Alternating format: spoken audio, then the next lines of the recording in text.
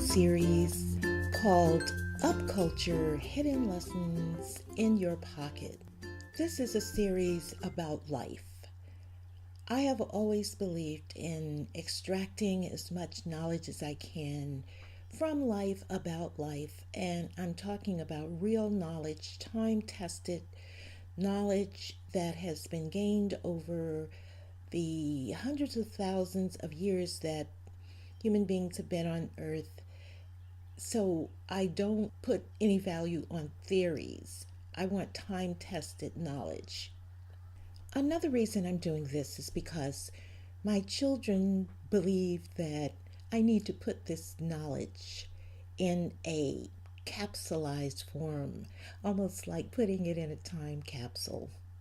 At any rate, before I go any further, I'm just going to give you a snapshot bio about myself. I blogged for about 10 years, starting in 2006, and the focus of my blog was on uplifting women, and in particular, Black women, presenting various options for women who wanted to explore options that were previously maybe closed to them. My intent was to examine and present the whole variety of hidden or underexplored options that these women could use to elevate their lives. One of those options in terms of relationships, romantic relationships, is intercultural or interracial marriage, because the vast majority of my adult life experiences have been and still are in those areas. So I wrote articles about that, and I presented probably thousands of pictures of Black women in relationships with men of other races. My blog became enormously popular to the extent that it received millions of views. I was invited to participate in various forums, to appear on television shows, to be interviewed on the radio. Researchers contacted me from around the world. Newspapers all wanted to talk to me about my focus on encouraging Black American women to explore their romantic options with men from other groups, the same as many other women do. Apparently, no other Black woman in the United States had taken center stage to urge other Black women to explore all their many other marital options. News organizations and researchers found this so newsworthy. So I was contacted a lot.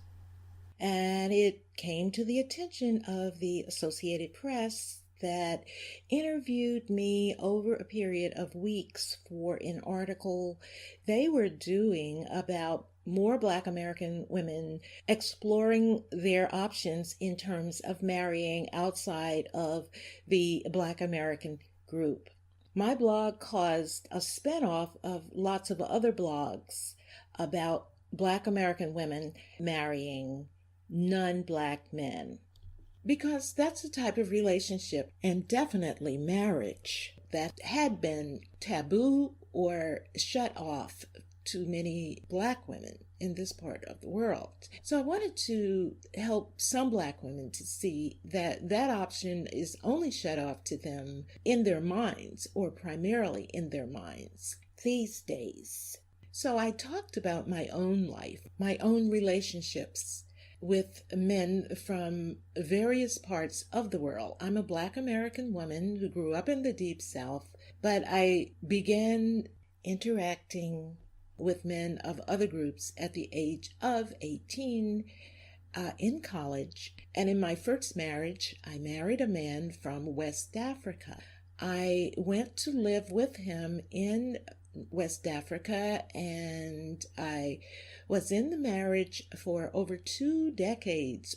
We had many wonderful experiences, and he still remains one of my very best friends. I later on remarried, and this time around I am married to a white American man. I am a wife now to him. His name is Darren. I'm also a mom from my previous marriage. My ex-husband and I have 2 sons, and I'm now a grandmom. My husband Darren and I live on a large organic farm, or I should say farmland, because we don't do any farming out here. But I'm mentioning that because sometimes you may hear the birds chirping nearby. You may hear the sheep baaing out there.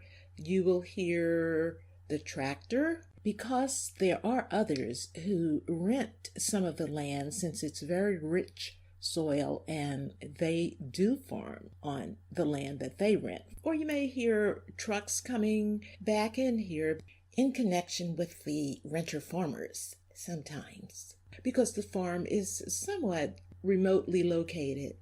Darren plants a large garden every year, and so he grows lots of organic vegetables that we eat plenty of in the summertime, and then we can and freeze the other produce to eat or cook with during the winter months. We also have fruit trees out here. We have pear and apple trees, as well as orange and banana trees. But of course, the orange and banana trees don't produce edible fruit because the season here is too short and too cold for oranges and bananas to grow here. So I'm just giving you a little bit of insight into the kind of place that I live. That's important to know about me. I also grew up on a farm, and so did Darren.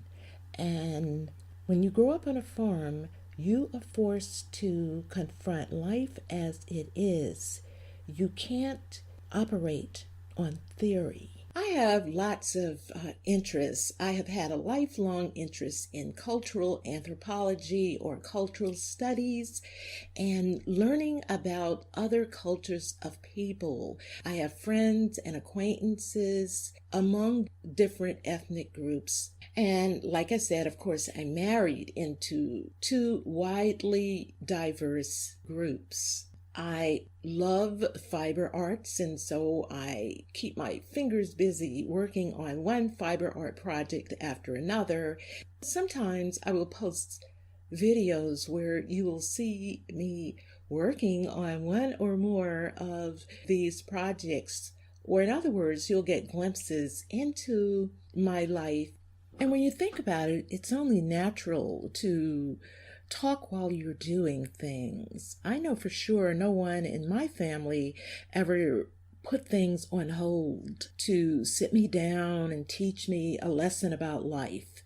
It all happened while life was going on and people were doing things as they talked. But I have various other interests and things that I spend time doing, including writing fiction, as well as I continue writing on the blog, though I don't post as much now as I used to. I also love inline skating, also known as rollerblading. Darren and I do as much of that as we can for fun and fitness. And another lifelong interest of mine is intentional communities or intentional support networks, because I think that's an excellent way of harvesting resources and bringing your resources together, both intangible and tangible resources, with like-minded others in order to uplift and maintain that uplift for all involved. I'm also a strong advocate of marriage, and I talked about that in so many of my blog articles, especially for Black American women, despite all the issues and challenges and hurdles and all of the bad publicity about marriage. Marriage, I think, is very important for Black American women as a way to uplift their lives in a variety of ways. If they choose quality, compatible men, and if they are marrying for the right reasons that are rooted in reality and not in fantasy. I have been married, and upliftingly so, for practically all of my adult life. So I will be sharing many of the life lessons I've learned about marriage. Now, other women also can benefit greatly from marriage, but they seem to be getting that lesson already from various other avenues. Most Black American women are not getting that message about the importance of marriage for many of them. Maybe not all, but many. The show notes for the UpCulture Hidden Lessons in Your Pocket episodes will be posted at the website. The show notes for a particular episode will name the specific hidden or underutilized lesson that I talk about in that episode, as well as the related information. Way too many of these lessons have been pushed off the front burner, and I'm bringing some of the more critical ones of them back to the front burner because I certainly want my grandchildren and those in my lineage to have those valuable life lessons that have been generated and used by many cultures for many centuries, including Black American culture of yesteryear. I want those in my lineage to have those life lessons available to them. So at any rate, this is just the snapshot of my background and what this series is all about. In the next segment, which is an overview of the series, I will provide more details.